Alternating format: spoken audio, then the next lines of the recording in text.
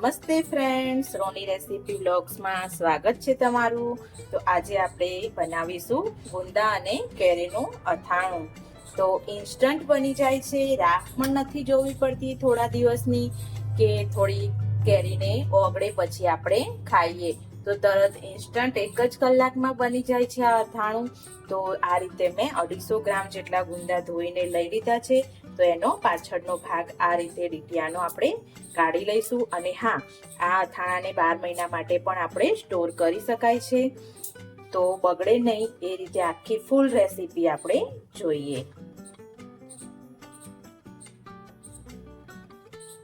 તો આ રીતે ગુંદાની અંદર નાના ગુંદા આવતા હોય તો એ આપણે સાઈડમાં કાઢી લઈશું।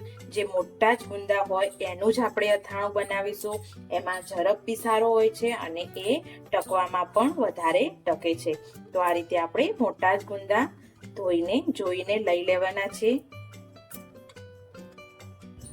તો અહીંયા આપણે પાણી લઈ લીધું છે બોઇલ કરવા માટે। તો એમાં આપણે થોડું મીઠું અને અડધી ચમચી જેટલી હળદર એડ કરીશું। અને આપણે જે બધા ગુંદાના ડીટીયા કાઢી દીધા છે બધા જ ગુંદા આપણે અંદર પાણીમાં એડ કરી દઈશું। અને ગુંદાને બહુ જ ચડવવાના નથી પાણીની અંદર, કેટલા ચડવવા એ હું તમને આગળ વિડીયોમાં બનાવો હું બતાવું છું કે કેટલા ગુંદા ક્યાં સુધી જ આપણે પાણીમાં ગરમ પાણીમાં। તો હવે આપણી ગુંદા ઉકળે ત્યાં સુધી આપણે એક મીડિયમ સાઈઝની કેરી લઈ લીધી છે। જો તમારી પાસે ખાટી રાજાપુરી કેરી હોય તો એ પણ લઈ શકો છો। અને આ રીતની જે તોતા કેરી આવે છે, હાફૂસ કેરી એ આવે છે, એ પણ લઈ શકો છો। આમાં ખટાશનું પ્રમાણ આમાં ઓછું હોય છે એટલે આ થોડી વધારે આપણે નાખીશું। જો તમારી પાસે રાજાપુરી હોય તો 250માં 100 ગ્રામથી 150 ગ્રામ જેટલી કેરી નાખવાની રહેશે। તો આમાં આપણે 250 જેટલા આપણા ગુંદા છે તો આપણે 200 ગ્રામ જેટલી કેરીને એડ કરીશું। તો અહીંયા આપણે કેરીને આ નાની છીણીથી આપણે છીણી લેશું।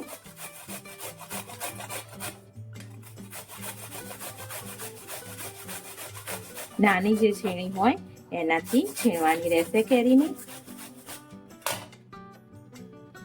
તો હવે આપણે મસાલો બનાવીશું। જે અચાર મસાલો બહાર તૈયાર મળે છે એ પણ તમે લઈ શકો છો। તો આવી રીતે મેં રઈના કુરિયા મેં અડધો કપ જેટલા લીધા છે। પછી અડધાથી ચોથા ભાગના મેં મેથીના કુરિયા લીધા છે। મેથીના કુરિયાનું પ્રમાણ અડધું જ રાખવાનું છે, જે રઈના કુરિયા આપણે લઈ લઈએ એનાથી અડધું રાખવાનું છે।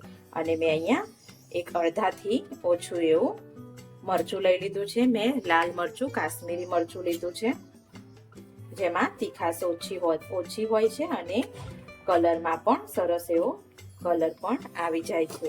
હવે આપણે સ્વાદ પ્રમાણે થોડું મીઠું લઈ લેશું।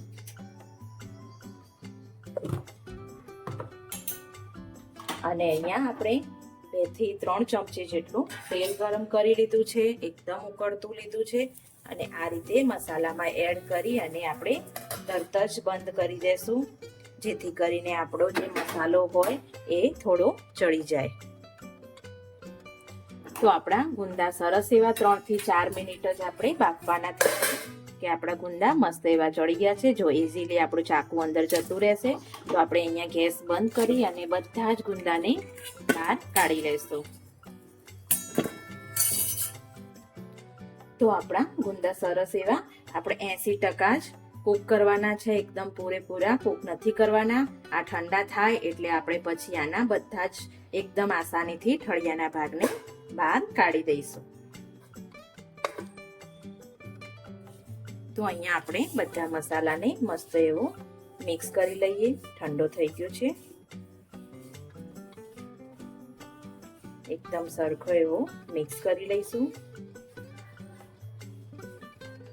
પછી આના અંદર જે આપણે કેરી છીણીને રાખી હતી એ કેરીને એડ કરી દઈશું બધા જ મસાલામાં અને સરસ એવો મસાલો મસ્ત એવો ચોળી લેશું।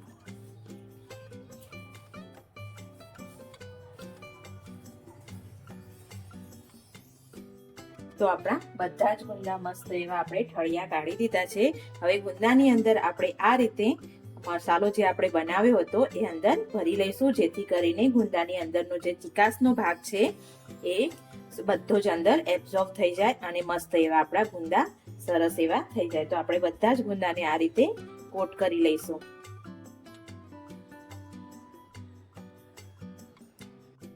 તો આપણા મસ્ત એવા ગુંદા બધા જ આપણે થોડી વાર થઈ છે ભરતા, તો ભરી લેશું. અને કોઈ બી એરટાઇટ કન્ટેનર કાચનું હોય, કાચની બરણી જ લેવાની છે. તો આ રીતે બધા જ ગુંદાને ભરી અને કાચની કોઈ બી એરટાઇટ બરણી હોય એમાં ભરી લેશું.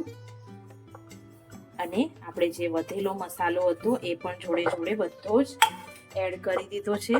હવે આપણા ગુંદા બગડે નહીં એના માટે આપણે અહીંયા મેં 1 વાડકી જેટલું તેલ ગરમ કર્યું હતું. તેલ આપણે આંગળી નાખીએ તો ગરમ, ખાલી આંગળીને જ ગરમ લાગે એટલું જ આપણે ગરમ કર્યું છે. તો આ રીતે ઉપર આપણે તેલને નાખી દેવાનું રહેશે. હજી આપણું તેલ ઓછું છે તો આપણે હજી આમાં થોડું તેલ એડ કરીશું. તો આપણે બીજું થોડું એવું તેલ એડ કરી દઈશું અને મસ્ત એવા આપણા અથાણાને થોડું એવું મિક્સ કરી દઈશું. અને આ રીતે તેલમાં ડૂબેલું રહે એ વાતનું ખાસ ધ્યાન રાખવાનું છે. તો તેલમાં જેટલું ડૂબેલું રહેશે ને એટલું તમારે ઊબ પણ નહીં આવે અને ફૂગ પણ નહીં વળી જાય. અને આપણું મસ્ત એવું અથાણું તૈયાર છે ગુંદાનું.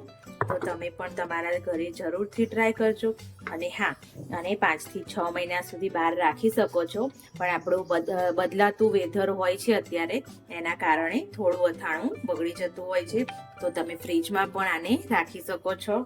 તો આ રીતે આપણે 12 મહિના માટે સ્ટોર કરી શકીએ છીએ. અને હા મિત્રો, તમને આ વિડીયો ગમ્યો હોય તો લાઈક કરજો, શેર કરજો, સબસ્ક્રાઈબ કરજો. Thank you.